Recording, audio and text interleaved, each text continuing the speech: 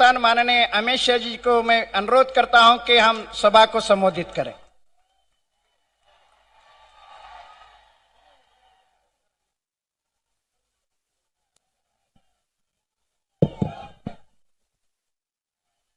मेरे साथ बोलिए, भारत माता की।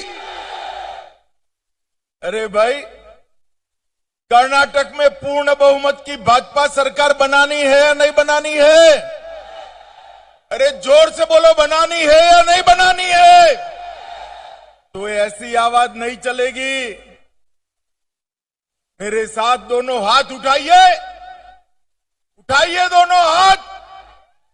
पूर्ण बहुमत की सरकार के संकल्प की मुट्ठी बींचिए और प्रचंड आवाज से बोलिए, भारत माता की, भारत माता की।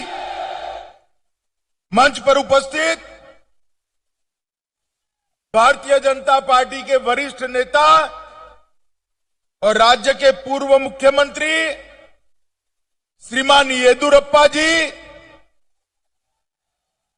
हमारे कर्नाटक के लोकप्रिय मुख्यमंत्री, जिन्होंने अभी अभी एक कल्याण कर्नाटक के लिए अपने बजट में हजारों करोड़ रुपया देने का काम किया है, ऐसे बसवराज बोम्मई जी, हमारे प्रदेश अध्यक्ष नलिन कुमार कटील जी, पूर्व मुख्यमंत्री जगदीश शेट्टर जी, केंद्रीय मंत्री भगवंत खुबा जी, हमारे सांसद श्री उमेश यादव जी, श्री प्रभु चौहान जी, परिवहन विभाग के मंत्री श्री रामलू जी, रघुनाथ मलकापुरे जी, सिद्धराजू जी, श्री रवि कुमार प्रदेश महासचिव, श्री राजकुमार तेलकुर माननीय विधायक जी, यहाँ के लोकप्रिय विधायक खड़े हो जाओ भाई, सानू सालगार जी, हमारी सहप्रभारी, इसी को चुनना है तो आपको, हमारी सहप्रभारी बहन डीके अरुणा जी, और आज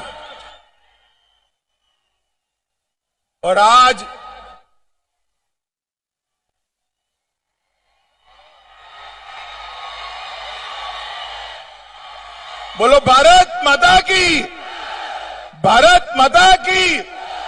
और आज जगत ज्योति बसवन्ना की एक कर्म भूमि पर आए हुए प्यारे भाइयों, बहनों, माताओं और मेरे जिगर के टुकड़े जैसे युवा मित्रों, आप सभी को नमस्कार। मित्रों, आपका जोश, आपकी संख्या, आपकी उपस्थिति ये बता रही है कि कर्नाटक में पूर्ण बहुमत की भाजपा सरकार बनने वाली है। कल ही कर्नाटक से हजारों किलोमीटर दूर उत्तर पूर्व में त्रिपुरा, नागालैंड और मेघालय, तीनों जगह कांग्रेस का सुपड़ा साफ हो गया। हारे तो हारे, ऐसे हारे हैं कि दूरबीन देकर भी दिखाई नहीं पड़ते हैं। नागालैंड में 0 सीट, कितनी सीट? जोर से बोलो, कितनी सीट? मेघालय में 3 सीट, कितनी सीट? और त्रिपुरा में सिर्फ 4 सीट, कितनी सीट? अब मुझे बताओ भाई, कर्नाटक में इनकी सरकार बन सकती है क्या? जिस उत्तर पूर्व के लिए कहा जाता था कि भारतीय जनता पार्टी की वहां एंट्री नहीं हो सकती, वहां दूसरी बार तीनों जगह पे एनडीए और भारतीय जनता पार्टी की सरकार बन रही है। एक बार जोर से उत्तर पूर्व की जनता के लिए ताली बजाइए कर्नाटक वालों। ये मोदी जी का जो जादू है ना, मोदी जी का जादू, चाहे उत्तर पूर्व हो, चाहे गुजरात हो, चाहे उत्तर प्रदेश हो, चाहे कर्नाटक हो, हर जगह सर चढ़कर बोलता है। मुझे बताओ कर्नाटक वालों, आप लोग मोदी जी के नेतृत्व में कर्नाटक में भाजपा को जिताओगे या नहीं जिताओगे? मित्रों, आज मैं यहां आया हूं तब जगत ज्योति बसवेश्वर ने यहां पर दुनिया भर को लोकतंत्र का संदेश देने का काम किया था। दुनिया में पहली संसद अगर कहीं पर मिली तो हमारे ये बसव कल्याण के अंदर मिली, और मोदी जी ने गौरव के साथ इस बात को यूएन के मंच से छाती फुलाकर पूरी दुनिया के सामने बसवन्ना का बखान करते हुए करी है। ये भूमि को बसवन्ना के सैकड़ों साल पहले लिए गए लोकतंत्र के लिए इनिशिएटिव को हमारे येदुरप्पा जी ने 600 करोड़ रुपया देकर हमारे बसव राज्य ने इसका काम आगे बढ़ाकर हमेशा के लिए बसवन्ना के संदेश को दुनिया में पहुंचने का काम किया है। मैं इस भूमि को बार बार प्रणाम करता हूं जहां पर लोकतंत्र की बात। ये भूमि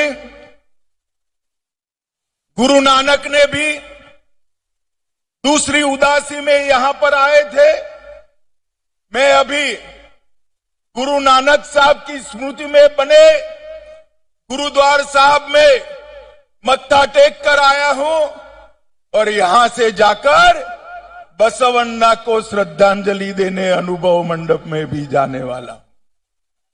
यहां के नरसिम्हा मंदिर को भी मैं प्रणाम करना चाहता हूं, और यहां पर जो 800 साल से बसवन्ना ने लोकतंत्र का यज्ञ चालू किया है, आज मोदी जी इसका संदेश पूरी दुनिया में पहुंचा रहे हैं।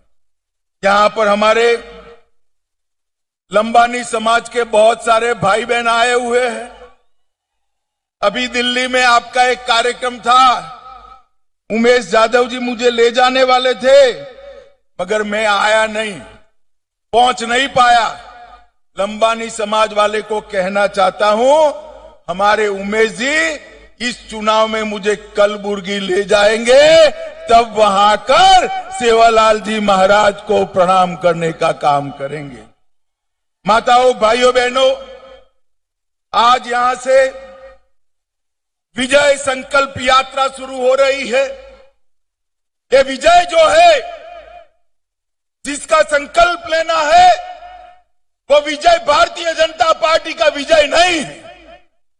वो विजय हमारे नेता को मुख्यमंत्री बनाने का संकल्प नहीं है। ये विजय संकल्प यात्रा है कर्नाटक के गरीब से गरीब व्यक्ति का कल्याण करने का संकल्प लेकर हम निकले। ये 4 यात्राओं के माध्यम से कर्नाटक के विकास का गुणगान करना है। जो बाकी छूट गया है उसको पूरा करने का संकल्प लेना है, और विकास का गुणगान करते करते कर्नाटक की संस्कृति और इतिहास को भी लोगों के पास पहुंचाना है। 4 हिस्सों में ये विजय संकल्प यात्रा सभी विधानसभा क्षेत्रों में जाएगी। यहां से जो शुरू हो रही है वो विजय यात्रा बीदर, कलबुर्गी, यादगीर, रायचूर, कोप्पल, बेल्लारी और विजयनगर में स्थित 43 विधानसभाओं में घूमकर 43 की 43 सीटों पर भाजपा के विजय का संकल्प दिलाएगी। मित्रों, हम इस विजय संकल्प यात्रा से 31 जिले और 224 विधानसभाओं का 8,000 किलोमीटर का रूट यहां से समाप्त करेंगे। यहां पर 100 से ज्यादा अधिक रोड शो होंगे, 80 से 100 ऐसी बड़ी बड़ी सभाएं होगी, 600 से ज्यादा रोड पर सभाएं होगी, 200 से ज्यादा समाज की बैठकें होगी और 50 से ज्यादा भाजपा के देश भर के नेता कर्नाटक की जनता को प्रणाम करने के लिए आएंगे। और मैं आज 3-4 दिन से एक कांग्रेस वालों के बयान देख रहा हूं। मित्रों, ये लोगों के पास विजय का कोई सूत्र नहीं बचा है। राहुल गांधी के नेतृत्व में एक कांग्रेस पार्टी, इसका स्तर दिन प्रतिदिन गिरता जा रहा है। क्या नारे लगा रहे हैं, क्या नारे लगा रहे हैं? मोदी तेरी कब्र खुदेगी, ये आप पार्टी वाले कहते हैं। मोदी तुम मर जाओ। अरे भाई, आपके कहने से क्या होता है? ऐसा कहने से ईश्वर आपकी नहीं सुनेगा, क्योंकि 130 करोड़ की जनता मोदी जी के लंबे आयुष्य के लिए प्रार्थना करे। और सुन लीजिए कांग्रेस वालों, राहुल गांधी जी ने जो सूचना दी हो आपको, सिद्धरमैया जी भी सुन ले, डीके शिव कुमार भी सुन ले। जितना कीचड़ मोदी जी पर उछालोगे, कमल इतना खिलकर बाहर आए। क्योंकि कमल का तो स्वभाव ही है कीचड़ के बीच में सुगंध फैलाने का। आप जितना भी गाली मोदी जी को बोलोगे, कभी भी आप सफल नहीं हो पाओगे। मुझे बताओ भाइयों, माताओं, बहनों, ऐसी मोदी जी के लिए अपशब्द उपयोग करने वाली कांग्रेस पार्टी को वोट देना चाहिए क्या? जोर से बोलो, देना चाहिए क्या? मैं कहता हूं आप सभी को इस संदेश को कल्याण कर्नाटक के घर घर तक पहुंचाइए, जो विकास की बात नहीं करते हैं और समग्र दुनिया में भारत का यशोगान बढ़ाने वाले प्रधानमंत्री जी के लिए मरने की कामना करते हैं। ऐसे लोगों को राजनीति में जगह नहीं देनी चाहिए।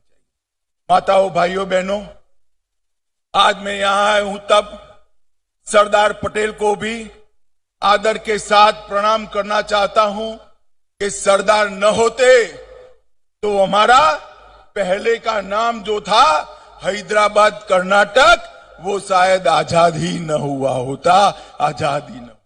सरदार पटेल थे जिन्होंने हैदराबाद पुलिस एक्शन कर निजाम को घुटने के बल गिराकर देश को आजाद करने का काम किया है। और मित्रों, हमने इसीलिए कर्नाटक के एक हिस्से का नाम, जब येदियुरप्पा जी मुख्यमंत्री थे, तब हैदराबाद कर्नाटक से बदलकर कल्याण कर्नाटक करने का काम किया। इस समग्र क्षेत्र का कल्याण करने की जिम्मेदारी भारतीय जनता पार्टी की है। हमारी सरकार ने आर्टिकल 371J को रिलीजियसली पालन करने का काम किया है। हमारी सरकार ने पहले 3,000 करोड़ रुपया दिया था स्पेशल पैकेज, और इस बजट में, जोर से ताली बजाना, इस बजट में बसवराज जी ने 5,000 करोड़ रुपया देने का काम किया। मैं पूछना चाहता हूं सिद्धरामैया जी ने, क्या आपने क्या किया था? आपने केवल और केवल दिल्ली के एक परिवार के लिए एटीएम बनकर भ्रष्टाचार का पैसा दिल्ली पहुंचाने का काम किया है। मित्रों, ऐसे लोगों को मौका नहीं देना चाहिए। मुझे बताइए, राजनीति के अंदर, लोकतंत्र के अंदर किसी भी पार्टी पर एक परिवार का कब्जा होना चाहिए क्या? जोर से बोलिए, होना चाहिए। ये जेडीएस और कांग्रेस दोनों परिवारवादी पार्टियां हैं, वो कभी कर्नाटक का कल्याण नहीं कर सकती। और मित्रों, ये जेडीएस को तो जो 25-30 सीटें मिलती है ना, लेकर सीधा कांग्रेस की गोदी में बैठ जाते। आपका वोट वेस्ट जाता है, वेस्ट जाता है। हमने यहां पूर्ण बहुमत की सरकार बनाई, भारतीय जनता पार्टी की सरकार। एक और भारतीय जनता पार्टी की राष्ट्रभक्तों की फौज है, तो दूसरी ओर टुकड़े टुकड़े गैंग का समर्थन करने वाली है कांग्रेस पार्टी। एक और हम यहां पर रानी अबक्का, मतकारी नायक और कैंपे गौड़ा का सम्मान करने वाले लोग हैं, तो दूसरी ओर पीएफआई के आतंकवादियों को समर्थन करने वाली कांग्रेस पार्टी है। माताओं, भाइयों, बहनों, मैं आपको पूछने आया हूं, मोदी जी ने पीएफआई पर बैन लगाया, ठीक किया या नहीं किया? जरा जोर से बोलो, ठीक किया या नहीं किया? मित्रों, ये डबल इंजन सरकार जो डबल स्पीड से काम कर रही है, उसको आप एक बार मौका दीजिए। मित्रों, हमने इस क्षेत्र के लिए ढेर सारे काम किए हैं और कांग्रेस पार्टी के नेताओं का भी कांग्रेस ने बहुत अपमान किया। निजलिंगप्पा थे, तब इंदिरा बहन थी। निजलिंगप्पा को समाप्त करने का काम इंदिरा बहन ने किया। वीरेंद्र पाटिल जी थे, बड़े कद्दावर नेता थे, उनको एयरपोर्ट पर अपमानित करने का काम राजीव गांधी ने। इंदिरा जी, राजीव जी और अब राहुल जी आए। कर्नाटक को सम्मान मिल सकता है क्या भाई? मिल सकता है क्या? मिल सकता है। कर्नाटक को सम्मान देने का काम भारतीय जनता पार्टी ही कर सकती है। अभी येदियुरप्पा जी के जन्मदिन पर मोदी जी आए थे और जिस प्रकार से श्री येदियुरप्पा जी के जीवन का उन्होंने, कर्नाटक में भाजपा को जिताओगे या नहीं जिताओगे? मित्रों, आज मैं यहां आया हूं तब जगत ज्योति बसवेश्वर ने यहां पर दुनिया भर को लोकतंत्र का संदेश देने का काम किया था।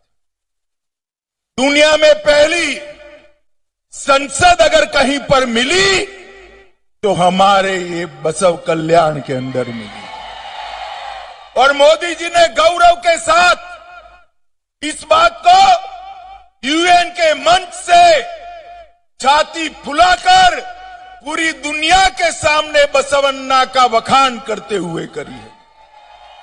ये भूमि को बसवन्ना के सैकड़ों साल पहले लिए गए लोकतंत्र के लिए इनिशिएटिव को हमारे येदियुरप्पा जी ने 600 करोड़ रुपया देकर, हमारे बसव राज्य ने इसका काम आगे बढ़ाकर हमेशा के लिए बसवन्ना के संदेश को दुनिया में पहुंचने का काम किया है।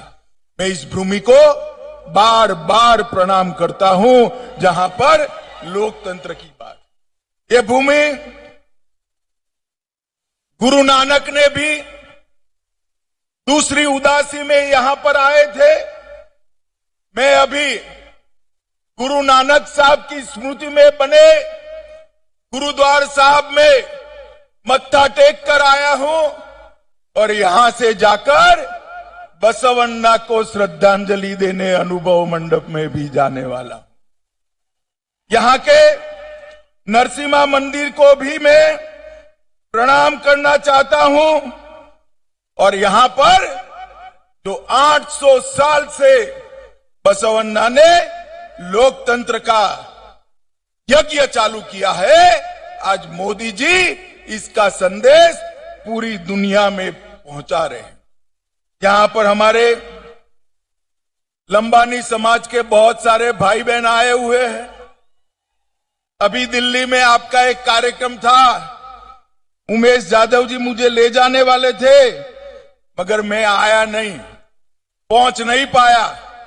लंबानी समाज वाले को कहना चाहता हूं, हमारे उमेश जी इस चुनाव में मुझे कलबुर्गी ले जाएंगे, तब वहां कर सेवालाल जी महाराज को प्रणाम करने का काम करेंगे। माताओं, भाइयों, बहनों, आज यहां से विजय संकल्प यात्रा शुरू हो रही है।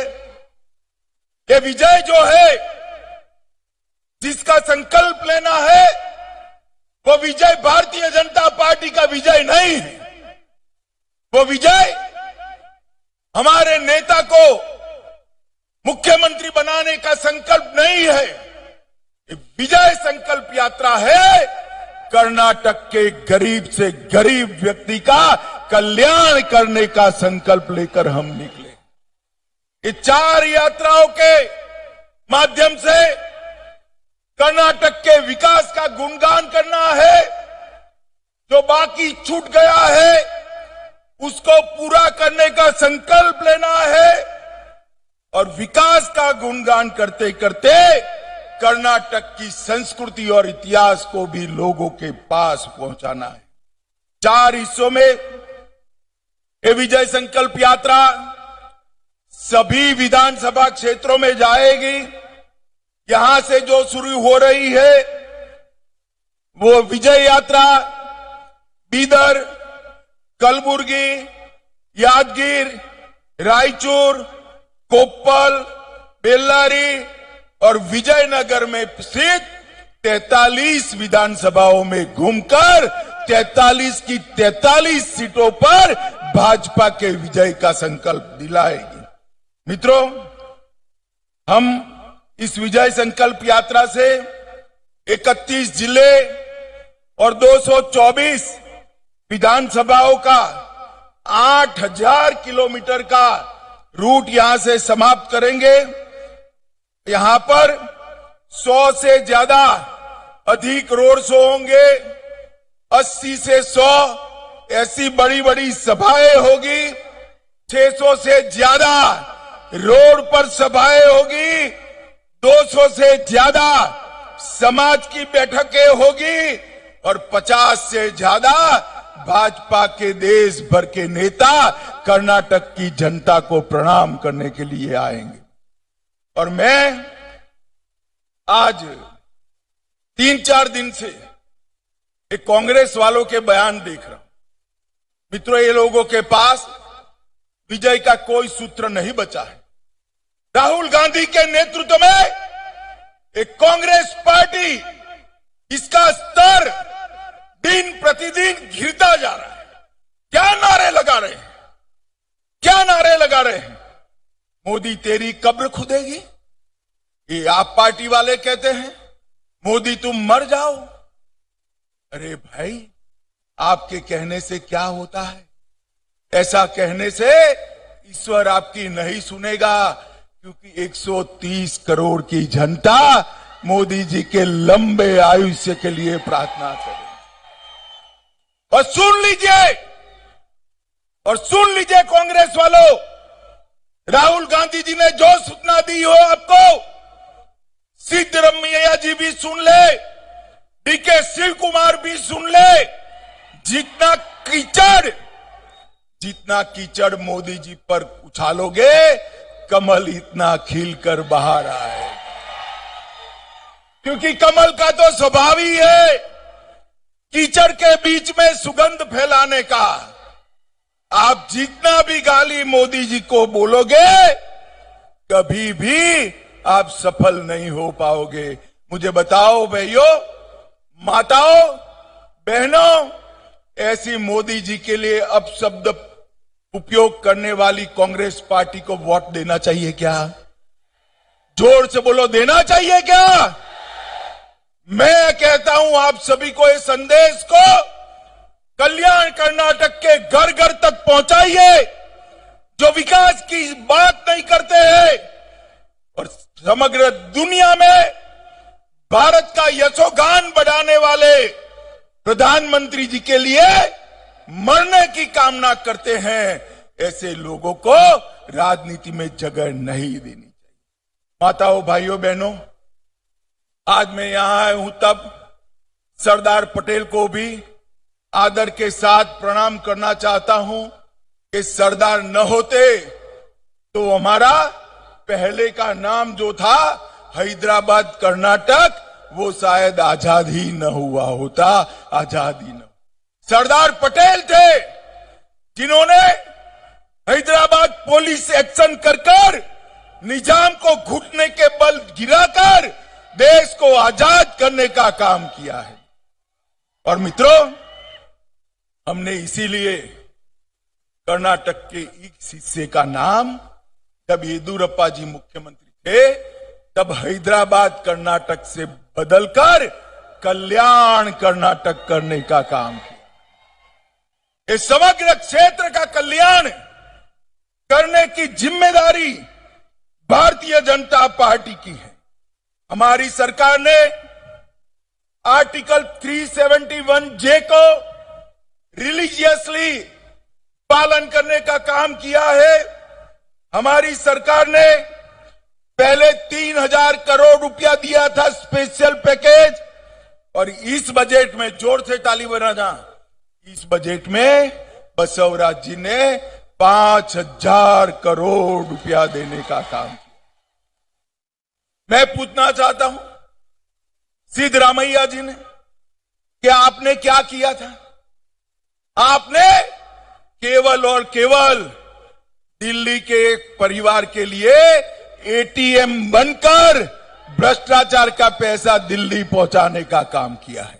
मित्रों, ऐसे लोगों को मौका नहीं देना चाहिए। मुझे बताइए, राजनीति के अंदर, लोकतंत्र के अंदर किसी भी पार्टी पर एक परिवार का कब्जा होना चाहिए क्या? जोर से बोलिए, होना चाहिए। ये जेडीएस और कांग्रेस दोनों परिवारवादी पार्टियां हैं, वो कभी कर्नाटक का कल्याण नहीं कर सकती। और मित्रों, ये जेडीएस को तो जो 25-30 सीटें मिलती है ना, लेकर सीधा कांग्रेस की गोदी में बैठ जाते। आपका वोट वेस्ट जाता है, वेस्ट जाता है। हमने यहां पूर्ण बहुमत की सरकार बनाई, भारतीय जनता पार्टी की सरकार। एक और भारतीय जनता पार्टी की राष्ट्रभक्तों की फौज है, तो दूसरी ओर टुकड़े टुकड़े गैंग का समर्थन करने वाली है कांग्रेस पार्टी। एक और हम यहां पर रानी अबक्का, मतकारी नायक और केम्पे गौड़ा का सम्मान करने वाले लोग हैं, तो दूसरी ओर पीएफआई के आतंकवादियों को समर्थन करने वाली कांग्रेस पार्टी है। माताओं, भाइयों, बहनों, मैं आपको पूछने आया हूं, मोदी जी ने पीएफआई पर बैन लगाया, ठीक किया या नहीं किया? जरा जोर से बोलो, ठीक किया या नहीं किया? मित्रों, ये डबल इंजन सरकार जो डबल स्पीड से काम कर रही है, उसको आप एक बार मौका दीजिए। मित्रों, हमने इस क्षेत्र के लिए ढेर सारे काम किए हैं, और कांग्रेस पार्टी के नेताओं का भी कांग्रेस ने बहुत अपमान किया। निजलिंगप्पा थे, तब इंदिरा बहन थी। निजलिंगप्पा को समाप्त करने का काम इंदिरा बहन ने किया। वीरेंद्र पाटिल जी थे, बड़े कद्दावर नेता थे, उनको एयरपोर्ट पर अपमानित करने का काम, एयरपोर्ट पर अपमानित करने का काम राजीव गांधी ने। इंदिरा जी, राजीव जी और अब राहुल जी आए। कर्नाटक को सम्मान मिल सकता है क्या भाई? मिल सकता है क्या? मिल सकता है। कर्नाटक को सम्मान देने का काम भारतीय जनता पार्टी ही कर सकती है। अभी येदियुरप्पा जी के जन्मदिन पर मोदी जी आए थे, मोदी जी आए थे, और जिस प्रकार से श्री येदियुरप्पा जी के जीवन का उन्होंने लोगों के सामने दर्शन रखा, और जिस प्रकार से उनका सम्मान किया, ये सभी राजनीतिक दलों के लिए सीखने जैसी बात है कि बुजुर्ग नेताओं का, बड़े नेताओं का, लोकप्रिय नेताओं का सम्मान किस प्रकार से किया जाता है। माताओं, भाइयों, बहनों, मैं यहां आया हूं तब कहना चाहता हूं, भारतीय जनता पार्टी की मोदी सरकार ने 80 करोड़ गरीबों के लिए ढेर सारे काम किए, करोड़ों लोगों को घर देने का काम किया। इतनी सारी माताएं बहनें हैं, जोर से ताली बजाना। 10 करोड़ घरों में शौचालय बनाकर माताओं बहनों को सम्मानित करने का काम किया। 13 करोड़ गैस के सिलेंडर दिए। 60 करोड़ लोगों को 2.5 साल से मुफ्त में अनाज देने का काम नरेंद्र मोदी जी कर रहे हैं। 3 करोड़ से ज्यादा घरों में आजादी के 75 साल के बाद बिजली पहुंचाने का काम नरेंद्र मोदी जी ने किया है। और मित्रों, सबसे बड़ी बात है, आप सभी जरा हाथ ऊपर करिए, जिसको कोरोना के दोनों वैक्सीन लग गए, हाथ ऊपर करिए। तो सबको लग गए ना? सबको लगे ना? 25 पैसा भी खर्च हुआ है क्या? मोदी जी ने 130 करोड़ लोगों को 230 करोड़ वैक्सीन देकर कोरोना से सुरक्षित करने का काम इस देश के प्रधानमंत्री नरेंद्र मोदी जी ने। और गरीब के घर में बीमारी आए तो 5 लाख तक का सारा इलाज गरीब का आज नरेंद्र मोदी सरकार कर रही है। और इसके साथ साथ हर गरीब को प्रति व्यक्ति, प्रति माह 5 किलो अनाज।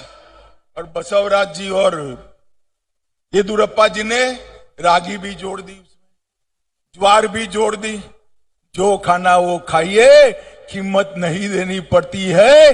5 किलो अनाज फ्री ऑफ कॉस्ट देने का काम नरेंद्र मोदी जी ने किया। नरेंद्र भाई ने देश को सुरक्षित करने का। इधर वालों, मुझे बताओ, इस देश में जो कश्मीर है वो हमारा है या नहीं है? जोर से बोलो, है या नहीं है? धारा 370 हटनी चाहिए थी या नहीं हटनी चाहिए थी? इस सिद्धरमैया और डीके शिव कुमार को पूछना भाई। जब धारा 370 हटाई, क्यों चू चू चू चू चू चू कर रहे थे? समर्थन करना चाहिए था, नहीं करना चाहिए था? नहीं कर सकते। उनकी नजर उनकी वोट बैंक पर है। मालूम है ना कौन सी वोट बैंक है उनकी? अरे मालूम है या नहीं है? अरे हम भारतीय जनता पार्टी के कार्यकर्ता है, वोट बैंक से नहीं डरते हैं। देश की सुरक्षा सबसे पहले है। मोदी जी ने धारा 370 को हटा दिया। और हटाए तब कांग्रेस वाले, जेडीएस वाले भाषण करते थे, रक्तपात हो जाएगा, खून की नदियां बहेगी। अरे छोड़ो रक्तपात, डीके शिव कुमार, सिद्धरमैया बाबू, रक्तपात छोड़ो, खून की नदियां छोड़ो। किसी की कंकर चलाने की हिम्मत नहीं हुई है, कंकर चलाने। ये नरेंद्र मोदी सरकार।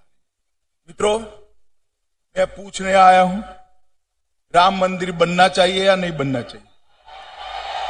सुना ही नहीं पड़ता है। बनना चाहिए या नहीं बनना चाहिए? सालों से कांग्रेस वाले जहां श्री राम का जन्म हुआ था, वो जगह पर राम मंदिर बनाने के मुद्दे को अटका रहे थे, लटका रहे थे, भटका रहे थे। एक दिन मोदी जी ने बड़े सवेरे राम मंदिर का शिलान्यास कर दिया और वहां भव्य राम मंदिर बन गया। काशी विश्वनाथ का कॉरिडोर बन रहा है। केदारनाथ बद्रीधाम, इसका उद्धार हो रहा है। सोमनाथ का मंदिर, सोने से मढ़ा जा रहा है और यहां अनुभव मंडप भी भाजपा की सरकार बना रही। हमारी सांस्कृतिक विरासत को हमने आगे बढ़ाने का काम हमने किया। मित्रों, 7700 करोड़ रुपए से 411 किलोमीटर लंबी बीदर कलबुर्गी बेल्लारी रोड नरेंद्र मोदी सरकार बना रही है और कर्नाटक सरकार ये मुख्य कनेक्टिंग रोड को विकसित करने का काम कर रही है। गंगा कल्याण योजना के तहत कल्याण कर्नाटक में 1115 करोड़ रुपए के ड्रिप इरिगेशन के काम हमने शुरू किए हैं। 2 करोड़ रुपए की लागत से बीडर में मॉडल विश्वविद्यालय बन रहा है। Central institute of petrochemicals engineering and technology भी बीदर में ही स्थापित हो रही है। हुमनाबाद में एक बहुत बड़ा इंडस्ट्रियल क्लस्टर बना रहे हैं। 7.6 लाख किसानों को हमने सॉइल हेल्थ कार्ड वितरित किया है। 6 नम्मा क्लिनिक भी स्थापित किए हैं और अकेले बीदर जिले में 2.25 लाख लोगों के घर में नल से जल पहुंचाने का काम भी ये भारतीय जनता पार्टी ने। येदियुरप्पा जी हमारे बहुत बड़े किसान नेता हैं। मोदी जी ने देश के हर किसान को, कर्नाटक के हर किसान को हर साल 6,000 रुपया बैंक अकाउंट से भेजकर छोटे किसानों के कल्याण का काम किया है। मित्रों, पीएम किसान में 54 लाख लोगों को अब कर्नाटक सरकार ने इसमें 4,000 रुपया जोड़ दिया तो 6,000 की जगह 10,000 रुपया हर किसान को मिलता है। 1.5 लाख बुनकरों के लिए आर्थिक सहायता बढ़ाई है। ऊपरी भद्रा परियोजना, ये कांग्रेस वाले पूछ करते हैं क्या होगा, मैं कहकर जाता हूं, ऊपरी भद्रा परियोजना संपूर्ण केंद्रीय खर्चे से 5300 करोड़ रुपए के खर्चे से भारतीय जनता पार्टी की नरेंद्र मोदी सरकार समाप्त करेगी और ये मुद्दा बना रहे हैं। कलसा बंडूरी परियोजना 1000 करोड़ रुपए से बसवराज जी ने शुरू की है। ऊपरी कृष्णा परियोजना चरण 3 5,000 करोड़ रुपए से चालू की है। केतिना हॉल परियोजना 3,000 करोड़ से चालू की है और रेलवे में कांग्रेस ने जो पैसे दिए थे यूपीए सरकार के 10 साल के कार्यकाल में, इससे 9 गुना पैसा नरेंद्र मोदी जी ने 8 साल में देने का काम किया है। 8 साल। सिद्धरामैया जी यहां आओ तो हिसाब लेकर आना। हमने 8 साल में रेलवे के लिए 30,000 करोड़ रुपया कर्नाटक को देने का काम नरेंद्र मोदी जी ने किया। अभी बसवराज जी ने अनुसूचित जाति के रिजर्वेशन में 2% की बढ़ोतरी की और ट्राइबल रिजर्वेशन में 3% से बढ़ाकर 7% करने का काम ये भारतीय जनता पार्टी की सरकार ने किया। और ये लंबानी समाज वाली बहनें बहुत परंपरागत वेश पहनकर आई है। मोदी जी की सरकार ने, बसवराज जी की सरकार ने 50,000 लंबानी समुदाय के लाभार्थियों को हक पत्रक मोदी जी ने अभी दिया है और आपको आपके घर का मालिक बनाने का काम। अब ये बोल करते हैं हम सरकार बनाएंगे। भाई पहले ये तो तय करो आपका नेता कौन। 10 लोग हैं। कांग्रेस अध्यक्ष साहब अब अध्यक्ष बन गए, वो तो रेस में आ नहीं सकते, वो बेटे को आगर करें। स्वयं 2 लोग तो है ही। सिद्धरामैया जी ताल ठोक रहे हैं। डीके शिव कुमार ताल ठोक रहे हैं, 2 और भी लोग हैं। 10 लोग मुख्यमंत्री बनने के लिए एक कुर्सी की खींचतान कर रहे हैं। ये कर्नाटक का भला करेगा क्या? जोर से बोलो, करेगा क्या? माताओं, भाइयों, बहनों, भाइयों, मैं आज बड़े मन से अपील करने आया हूं, मोदी जी के नेतृत्व में पूर्ण बहुमत की भारतीय जनता पार्टी की सरकार ही कर्नाटक का भला कर सकती है। और ये हमने कर दिखाया है, देश भर में भी कर दिखाया है। गत चुनाव में थोड़े वोट आपने कम दिए, थोड़ी सीट हमने कम दी, एक लंगड़ी सरकार बना। तो हमारे दोनों मुख्यमंत्रियों को काम करने में बहुत दिक्कत आती है। इस बार गलती मत करना, पूरा मैंडेट मोदी जी को दीजिए। विजय संकल्प यात्रा का हर कॉन्स्टिट्यूएंसी में स्वागत करिए और 43 की 43 कॉन्स्टिट्यूएंसी में भारतीय जनता पार्टी को विजयी बनाइए। आप बताइए, देश की सुरक्षा के लिए मोदी जी को वोट देंगे? जोर से बोलो, देंगे? $5 ट्रिलियन की इकोनॉमी के लिए मोदी जी को वोट देंगे? गरीब कल्याण के लिए मोदी जी को वोट देंगे? किसानों के भले के लिए मोदी जी को वोट देंगे? माताओं बहनों की सुरक्षा और सम्मान के लिए मोदी जी को वोट देंगे? कमल के निशान पर बटन दबाएंगे, बसवराज जी के हाथ मजबूत करेंगे। तो मेरे साथ दोनों हाथ उठाइए, दोनों हाथ उठाइए, एक मुट्ठी भींचिए और प्रचंड आवाज से बोलिए, भारत माता की, भारत माता की, भारत माता की, वंदे वंदे वंदे।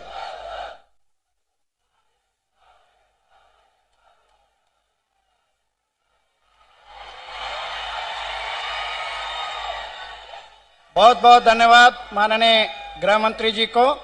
अब मैं जिले के अध्यक्ष शिवानंद मंटालकर जी से अनुरोध करता हूं कि धन्यवाद अर्पित करें।